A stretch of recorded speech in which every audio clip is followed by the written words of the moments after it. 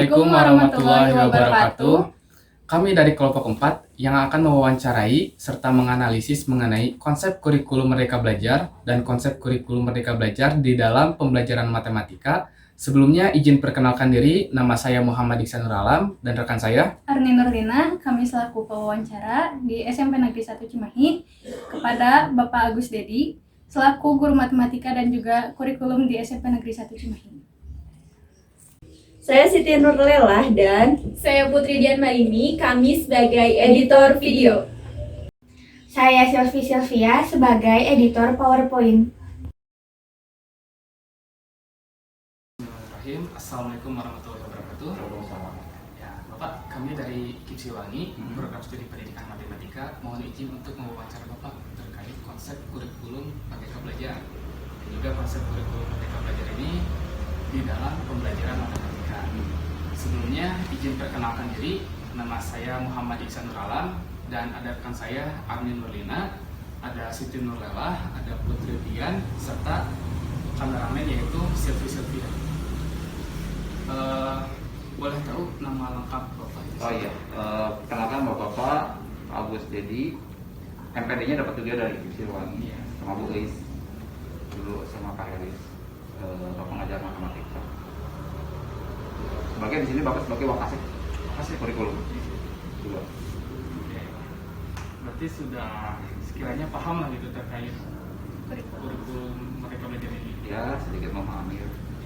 Oke, selanjutnya ada pertanyaan, yaitu apakah kurikulum Merdeka Belajar ini sudah diterapkan di SMPN 1 Cimahi ini? Sudah, kan Merdeka Belajar itu artinya seperti yang dari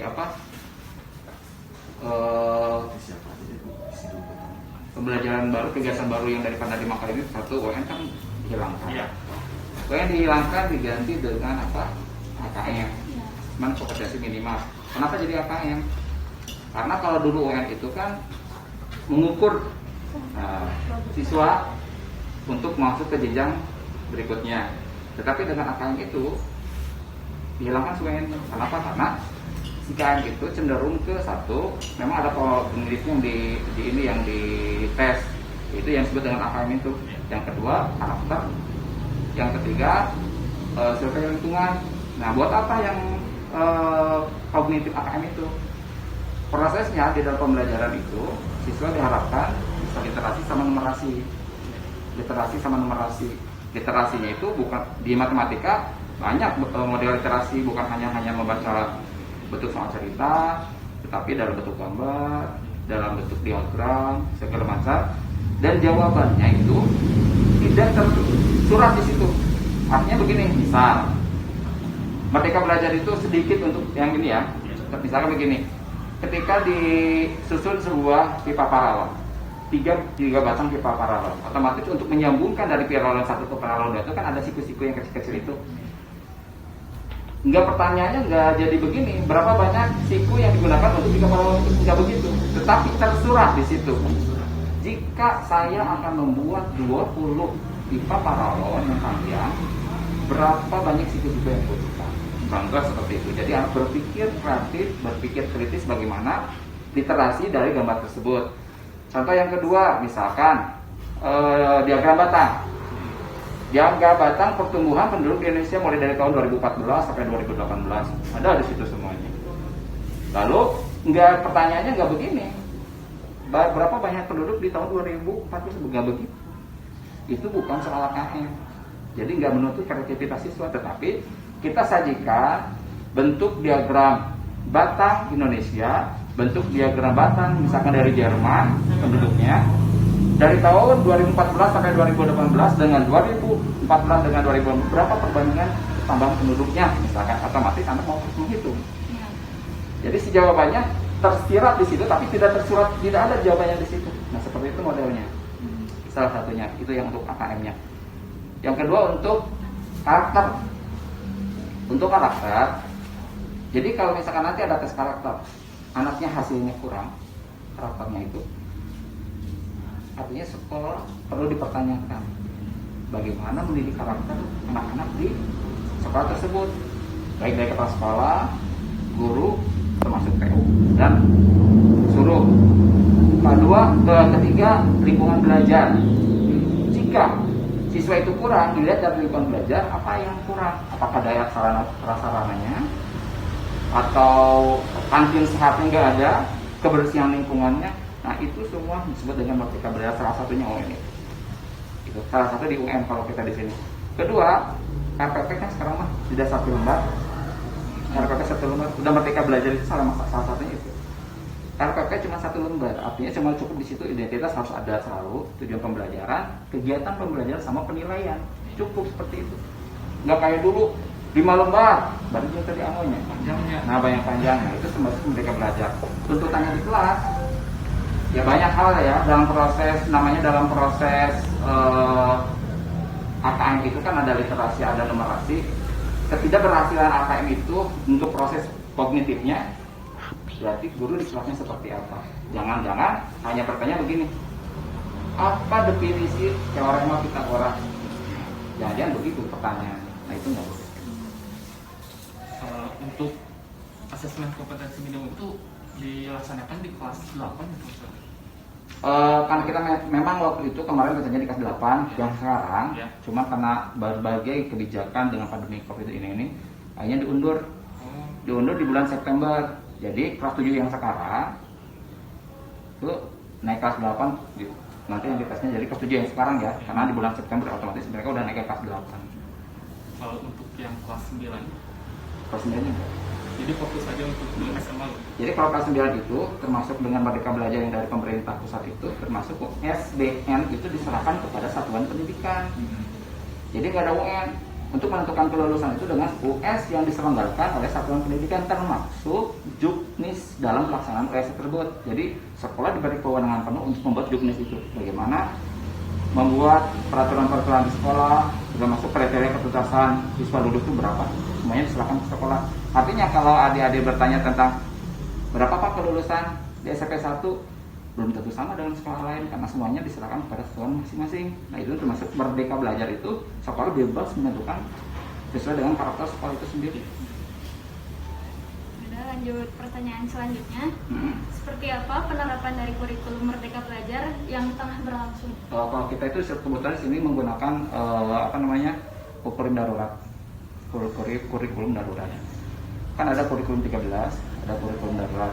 Karena kondisi dengan pandemi seperti ini, otomatis yang disampaikan hanya materi-materi esensial saja yang mendukung untuk pembelajaran selanjutnya.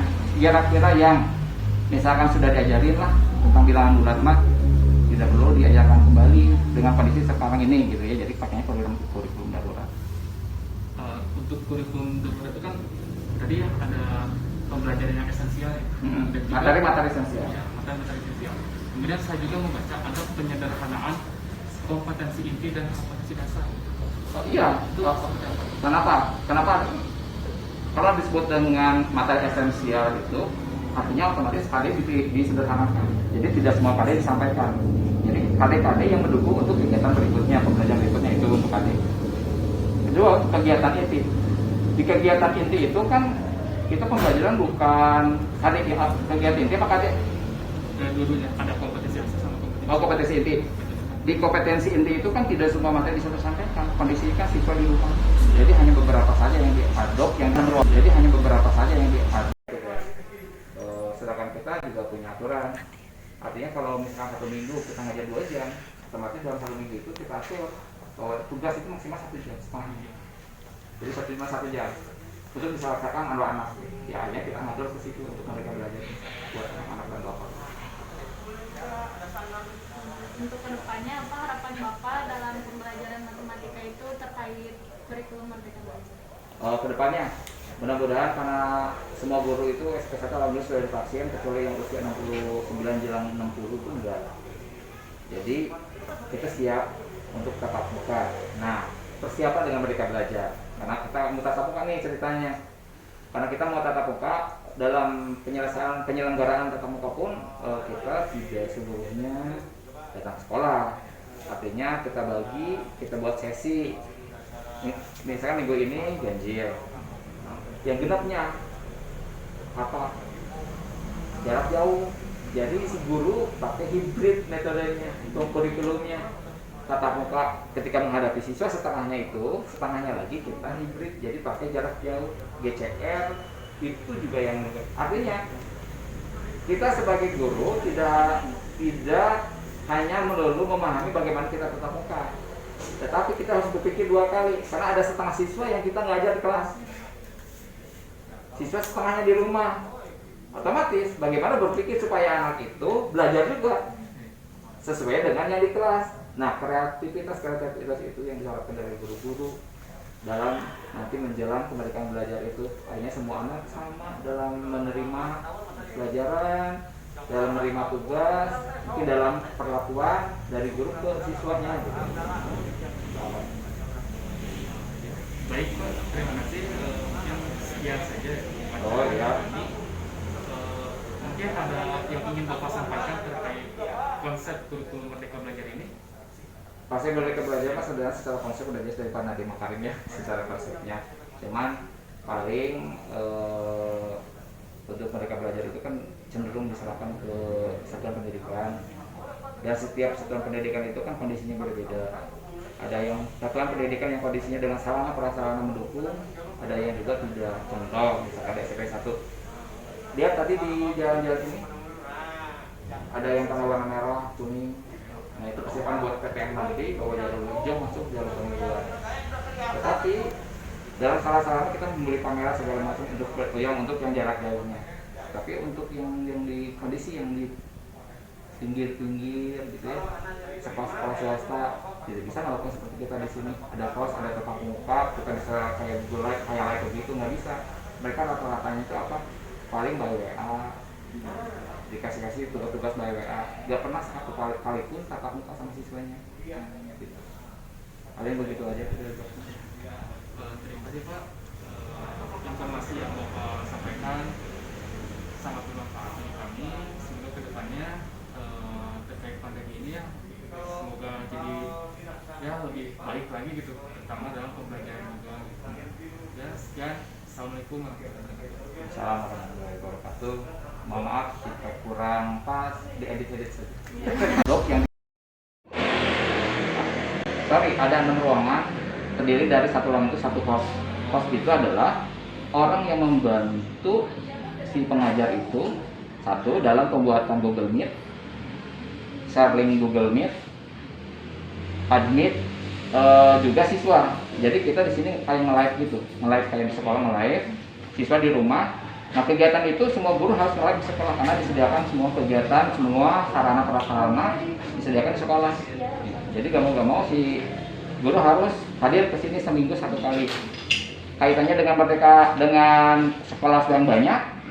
Jadi kalau kelas sekarang misalkan Bapak ngajar nih di kelas 7 itu kan misalkan taruhlah 6 kelas.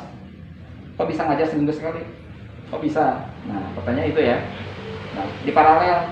Jadi kita kan pakai paralel, artinya kita ngajar itu yang 6 kelas itu jadikan satu dalam Google Meet itu. Jadi semuanya udah tercover untuk siswa itu semuanya. Nah, mungkin agak sedikit ada keterbatasan ya untuk Merdeka Belajar, apalagi penerapannya sekarang ini. Kita tidak bisa mengukur siswa secara mendalam. Artinya masalah-masalah yang di rumah itu kan kadang-kadang kita on kamera juga tidak terdetek apakah dia lagi di mana gitu kan. Paling kita menilainya hanya dari tugas yang masuk, lalu dari kehadiran di Google Meet. Kalau tugas yang masuk misalkan lihat kita cara penyelesaiannya, kita tidak paku kepada salah satu penyelesaian ya. Jangan sekali-kali misalkan guru, apalagi dengan Merdeka Belajar begini, ketika kita sudah menggunakan prosedur seperti ini, siswa diharuskan sekali gini, nggak boleh. Siswa dibiarkan kreatif sendiri menyelesaikannya. Kita biasanya melihatnya dari tugas-tugas siswa aja yang masuk untuk kegiatan belajar, bagaimana mereka belajar dengan cara apapun, ya silakan sebebas-bebasnya, apalagi di rumah. Ya mungkin saja ada orang tua, ada buku sumber menggunakan segala macam, jadi guru bukan juga satu-satunya sumber belajar. Tetapi bisa dari buku, bisa dari Google, bisa dari guru les malah gitu. Banyak hal sebenarnya. Lalu seperti apa kurikulum Merdeka Belajar ini sebagai substansi sebagai rencana dan perangkat tujuan yang ingin dicapai oleh sekolah. Ya paling sebagai apa namanya, rencana ya. Iya. Rencana awalnya memang ketika Pak Nadiem menerapkan Merdeka Belajar itu kita tidak terpikirkan bahwa kondisi Indonesia itu seperti ini gitu ya. Untuk penerapannya rencananya ya paling hal-hal yang kalau untuk kegiatan belajar justru memang nggak bisa penuh ya, karena kan kita nggak bisa memantau siswa satu persatu. Paling kita hanya bisa menyediakan dari ya kali itu KD materi gitu, dari penilaian gitu, dari kebebasan mungkin KKM juga karya-karya misalkan untuk kenaikan asalnya kalau 2 mapel tidak minimal 2 mapel, kalau 3 mapel nggak naik kelas gitu ya. Sikap minimal baik, kita juga nggak terpaku lagi ke situ. Artinya selama siswa mau mengikuti nilai berapapun nggak jadi satu pak. Gitu. Paling kayak gitu. Ya contohnya seperti USUS gitu, paling semuanya kita yang ngelola kayak gitu. Kondisi bagaimana sih untuk menerapkannya?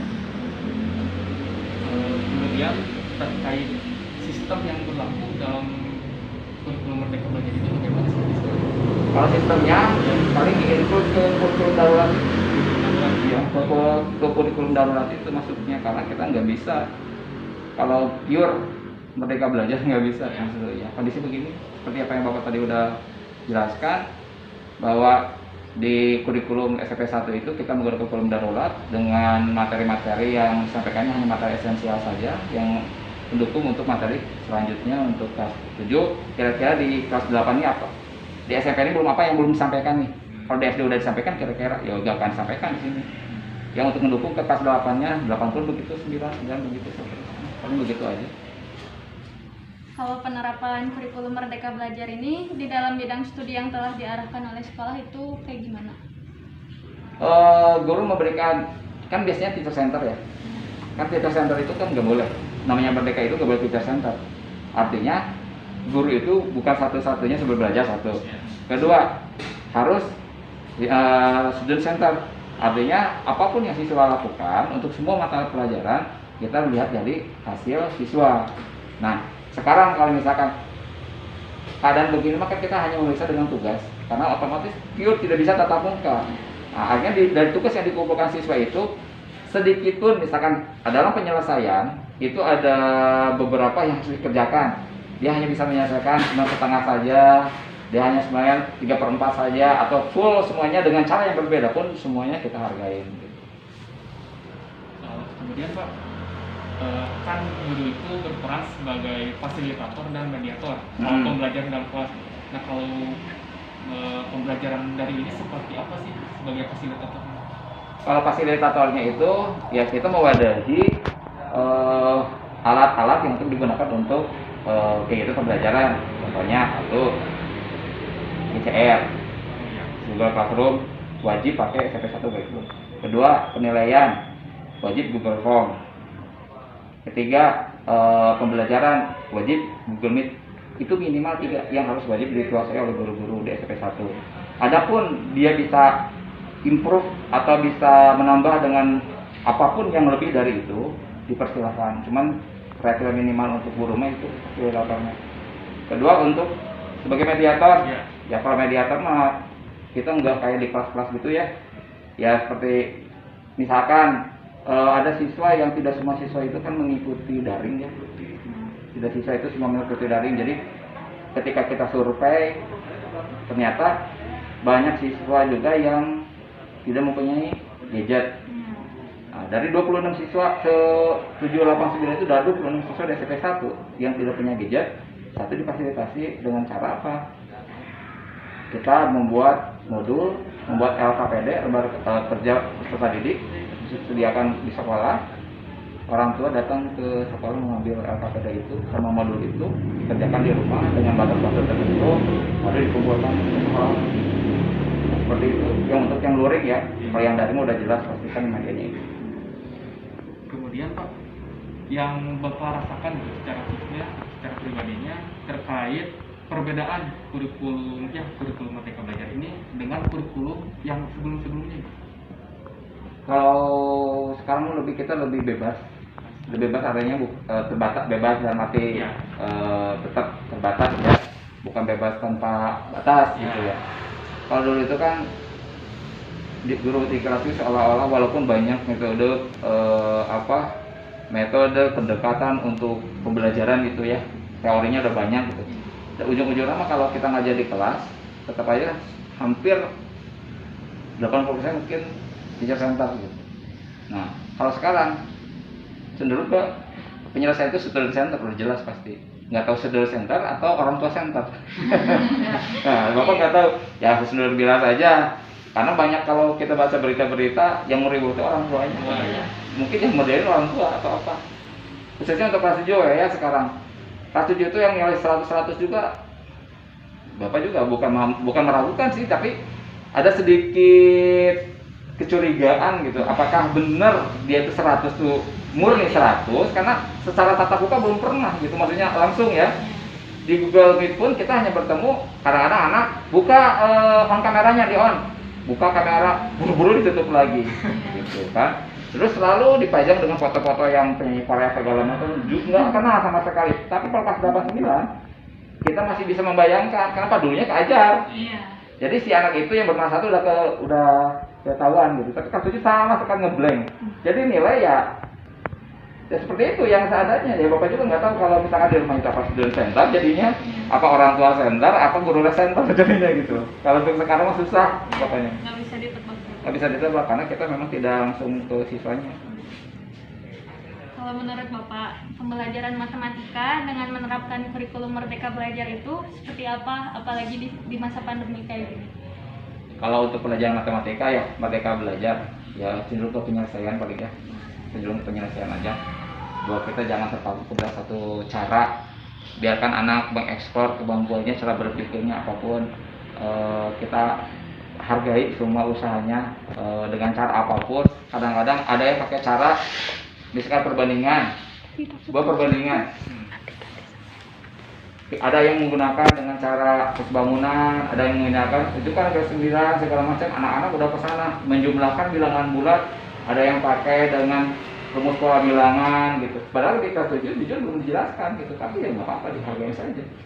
Banyak cara, banyak kreativitas anak-anak sih kalau di rumah seperti ini ya. Untuk beberapa siswa memang tergali kreativitasnya. Akhirnya kan dia mau gak mau belajar, mau gak mau baca, mau gak mau mengerti, harus mengerti caranya menyelesaikan soal ini gitu.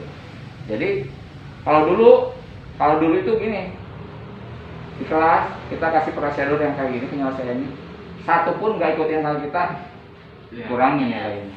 Sekarang nggak bisa begitu. Dalam Merdeka Belajar nggak boleh begitu. Kalau khususnya dalam matematika, untuk saat ini ya, biarkan anak yang mengekspor apa yang dia bisa, walaupun salah ya tetap saja dihargai sebagai suatu ribuan aja. Gitu. Kemudian Pak, untuk Bapak sendiri itu pendekatan, strategi dan metode yang Bapak dalam pembelajaran itu seperti apa? Kalau untuk sekarang, karena kita Google Meet, otomatis kan dua arah itu susah. Khususnya dalam mengajarkan sebuah materi. Bagaimanapun paling kita juga, khususnya Bapak misalkan, Bapak mengkreasi materi itu menjadi sebuah konten, diupload di YouTube, gitu.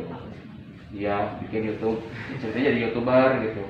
Nah, terus kalau enggak, misalkan kita ngambil yang konten-konten orang gitu ya, kita share ke anak-anak. Jadi yang disampaikan itu bukan Bapak yang menyampaikan, tetapi si link YouTube itu nanti ditampilkan ke anak-anak sebagai sumber belajarnya gitu. Kalau cara Bapak untuk menilai kognitif, afektif, dan psikomotor anak pada masa pandemi ini kayak apa? Kalau kognitifnya jelas ya dari kita paling dari tugas-tugas siswa ya. Terus kalau psikomotor cenderung ke portofolionya. Biasanya Bapak dari awal udah dikasih tahu bahwa keterampilan maksudnya ya, bukan psikomotor dalam pengetahuan, tetapi dalam keterampilannya itu ke tugas, pengumpulan tugas-tugas misalkan dari awal masuk sampai 1 semester misalkan ya.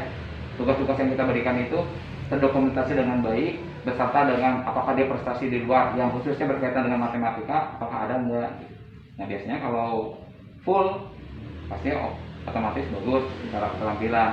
Tapi kalau di pengetahuan ya kita melihatnya dari prosedur-prosedur yang dia kerjakan gitu ya. Terus kalau dari efektifnya untuk sikap, khususnya di SMP 1 itu karena masa pandemi begini, kita juga nggak bisa menilai hampir seluruh sikap yang ada di kurikulum 2013.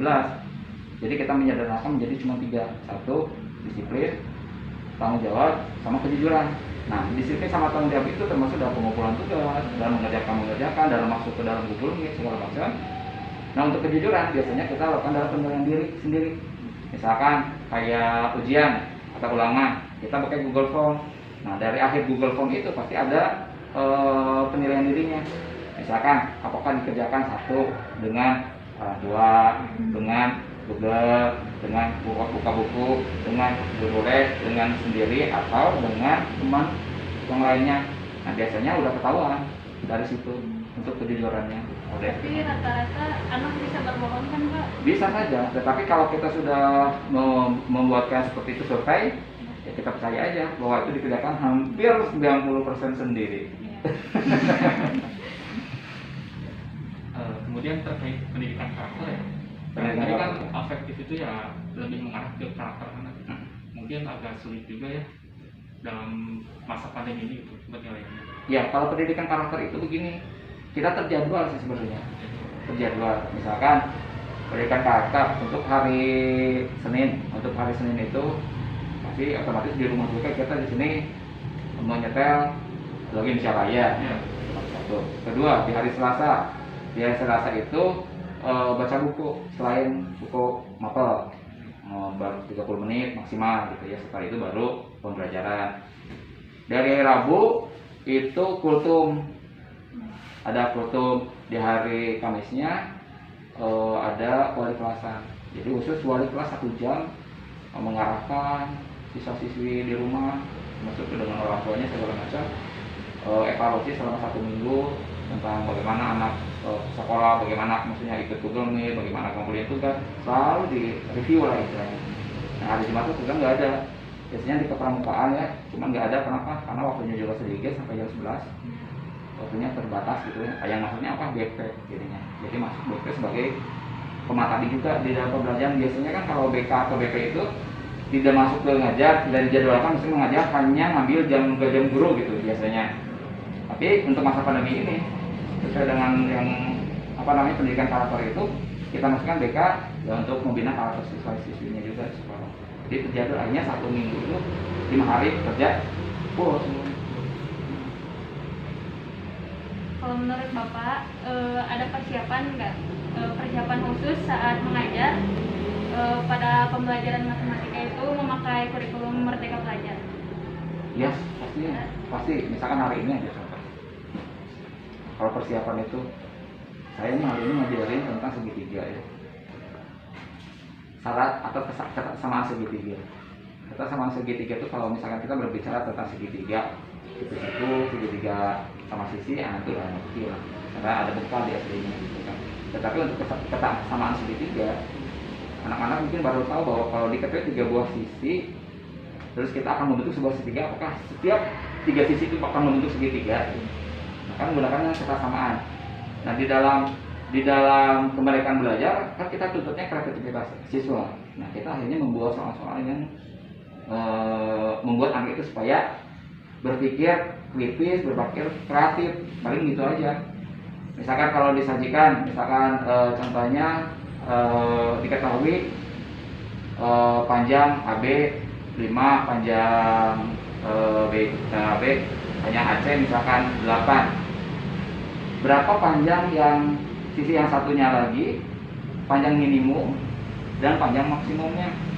Jadi otomatis anak ya pasti harus berpikir bagaimana cara menyelesaikan soal itu.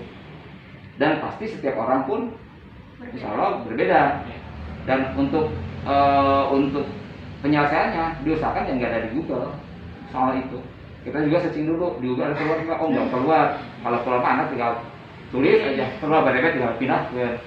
Kan nggak gitu. Jadi akhirnya banyak hal yang dipersiapkan. Gitu.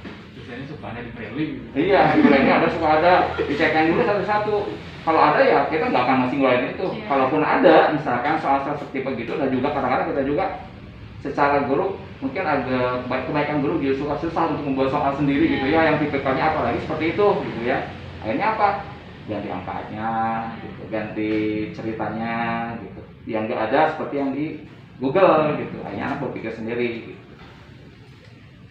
Kemudian Pak, selain tadi ya terkait kreativitas dan berpikir kritis siswa, dilihat dari tujuan pembelajarannya, apa sih yang kompetensi yang ingin dicapai gitu dalam pembelajaran matematika ini?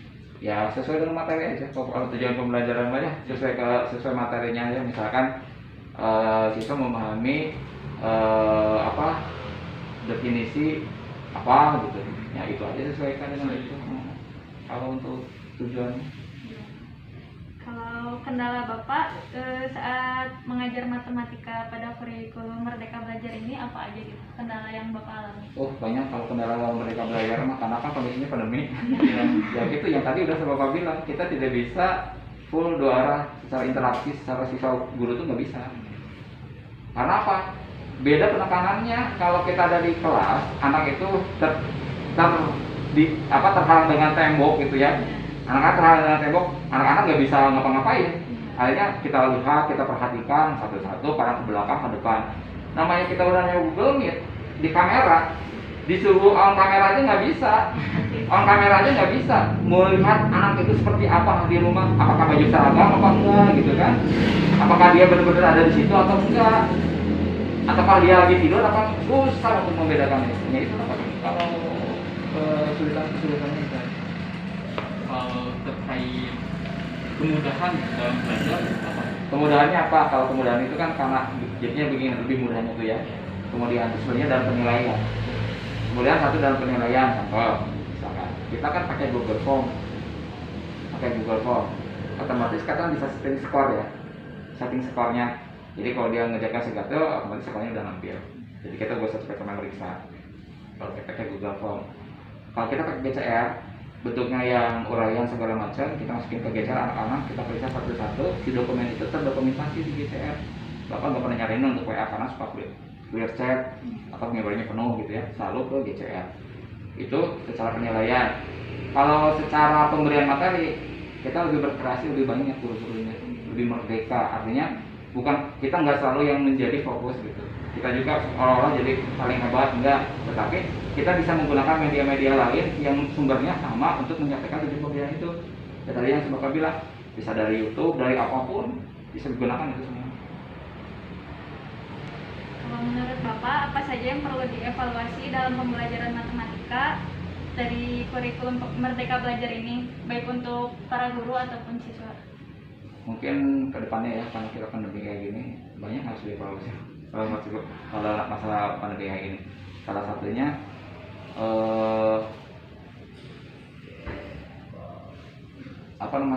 teacher center itu mungkin cenderung masih kita lakukan gitu.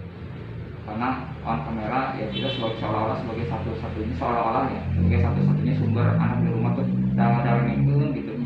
Ketika anak di rumah suruh bertanya pun jarang pling dan ngejawab gitu.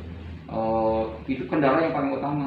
Artinya kita tidak mengukur secara jelas apa yang kita sampaikan pada hari itu anak paham apa enggak. Contohnya misalkan kita menjelaskan tentang sama segitiga, biasanya kalau di kelas kan coba kamu apa tadi yang disampaikan, mengukur kita bisa ngambil yang paling pintar, yang sedang atau yang paling kurang. Bapak mah kalau di kelas biasanya yang paling kurang aja ditanya, ketika dipaham kita pukul rata aja, bisa. Tapi kalau di Google Meet dipanggil yang nggak cari cing kesadaran, apalagi kan ngajarnya banyak. Jadi bukan satu kelas itu, ngajarnya itu mungkin ada yang 12 kelas, ada yang 6 kelas, jadi semuanya hampir di situ. Dia mau ngomong aja banyak hal yang mungkin salah satunya mungkin malu, tidak percaya diri gitu anak-anak yang untuk yang sekarang kayak gitu. Kemudian Pak, boleh diceritakan mungkin pengalaman Bapak sewaktu ya dari guru kurikulum ataupun dari guru matematika itu sendiri? Pengalaman apa? Ngajar? Ya, pengalaman ngajar. Pengalaman ngajarnya satu, sebenarnya kita nggak berpikir ya kalau ada mau COVID gitu ya. Ternyata udah 1 tahun berjalan masih COVID, untuk sekarang itu masih berlaku seperti ini kegiatannya. Tuntutannya adalah untuk guru-guru, untuk Bapak sendiri, akhirnya kita di sekolah harus membuat satu kurikulum darurat. Mau nggak mau, biasa kita menggunakan kurikulum 2013, Hanya kita membuat kurikulum darurat yang mana yang kita muatin adalah materi-materi esensial yang harus di-share per mapel ke guru-guru semuanya. Itu yang pertama.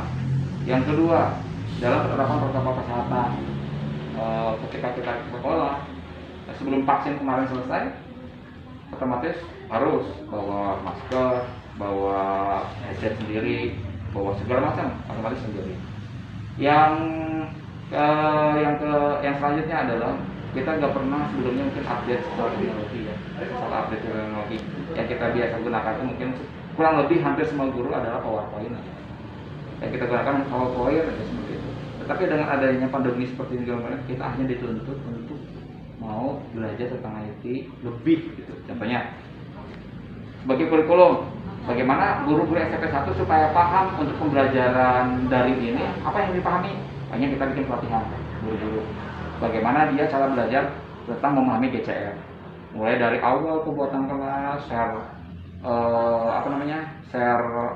kode kelas sampai ke penilaian segala macam. Lalu kita buka lagi penilaian pelatihan pembuatan Google Form, pembuatan akun segala macam. Akhirnya mau gak mau ya tuntutannya. Jadi kita jadi lebih gitu di secara IT. Itu jadi lebih. Kalian seperti itu aja kalau yang pengalaman Bapak. Cuma kalau secara materi walaupun udah esensial sebenarnya lebih sangat esensial sekali jadi sangat sederhana gitu kalau materi. Jadi langsung ke intinya. Ke intinya juga. Dan dalam pemberian biasanya kalau khususnya Bapak kalau dalam pemberian soal biasanya nggak terlalu banyak, pernah banyak. Paling banyak itu 1 tetapi betul salah kan menurut versi Bapak gitu ya, betul soal AKM versi Bapak yang menuntut anak untuk berpikir aja satu, yang penting anak mikir gitu dengan jawaban yang variasi ya masalah. Kalau untuk Bapak itu apa aja gitu kekurangan dan kelebihan Merdeka Belajar yang pernah Bapak rasakan? Kalau Bapak yang Bapak rasakan mah kelebihan Merdeka Belajar ya secara IT kita bisa mengekspor ya, secara materi kita bisa membuat konten yang apa saja yang kita mau gitu ya. Baik dari YouTube, Bapak juga jadi YouTuber jadinya sekarang. Terus kita juga mendatangkan narasumber pemahaman tentang IT-nya gitu ya. Ya kalau kelemahannya itu masalah materi aja, sama pendidikan karakternya kita kurang bisa mengukur dengan pasti gitu ya, karena secara bertemunya kan dunia maya, secara sifat juga yang ditampilkan anak-anak kan tidak seutuhnya gitu ya. Kan gitu aja untuk masyarakat sekarang Ya, lebih kreatif lagi ya. iya bisa kreatif lagi mau gak mau. Kemudian Pak, menurut Bapak apa sih makna merdeka gitu, dalam kurikulum Merdeka Belajar? Ya kalau merdeka itu kan artinya tidak ada penekanan, tidak ada penjajahan gitu ya. Nah, kalau dalam pembelajaran otomatis nggak membuat anak stres dengan tugas-tugas yang kita bikin, apalagi dengan deadline seperti itu, apalagi dengan tugas yang sedangkan kita juga punya aturan. Artinya kalau misalkan 1 minggu kita ngajar 2 jam, otomatis dalam 1 minggu itu kita atur bahwa tugas itu maksimal 1 jam setengah. Jadi 1 jam untuk misalkan anak-anak ya hanya kita ngatur ke situ untuk mereka belajar buat anak-anak dan bapak.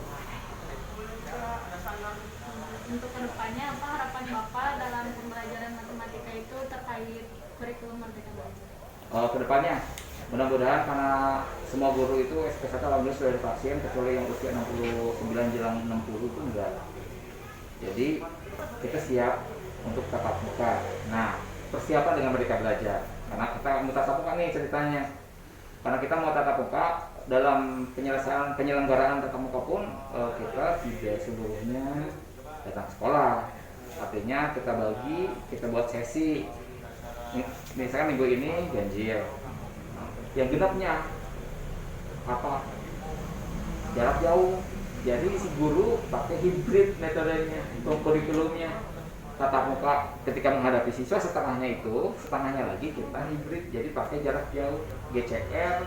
Itu juga yang artinya kita sebagai guru tidak hanya melulu memahami bagaimana kita tatap muka, Tetapi kita harus berpikir 2 kali, karena ada setengah siswa yang kita nggak ajar di kelas. Siswa setengahnya di rumah. Otomatis bagaimana berpikir supaya anak itu belajar juga sesuai dengan yang di kelas. Nah, kreativitas itu yang diharapkan dari guru-guru dalam nanti menjelang kemerdekaan belajar itu. Akhirnya semua anak sama dalam menerima pelajaran, dalam menerima tugas, mungkin dalam perlakuan dari guru ke siswanya gitu. Baik Pak, terima kasih. Mungkin sekian saja. Oh iya. Mungkin ada yang ingin Bapak sampaikan terkait konsep kurikulum Merdeka Belajar ini? Pasti Merdeka Belajar mas secara konsep udah jelas dari Pak Nadiem Makarim ya, secara konsepnya. Cuman paling untuk Merdeka Belajar itu kan cenderung diserahkan ke satuan pendidikan, dan setiap satuan pendidikan itu kan kondisinya berbeda. Ada yang satuan pendidikan yang kondisinya dengan sarana prasarana mendukung, ada yang juga tidak. Contoh misalkan SMP 1, lihat tadi di jalan-jalan ini ada yang tanda warna merah, kuning. Nah itu persiapan buat PTM nanti bahwa jalur hijau masuk jalur kuning luar.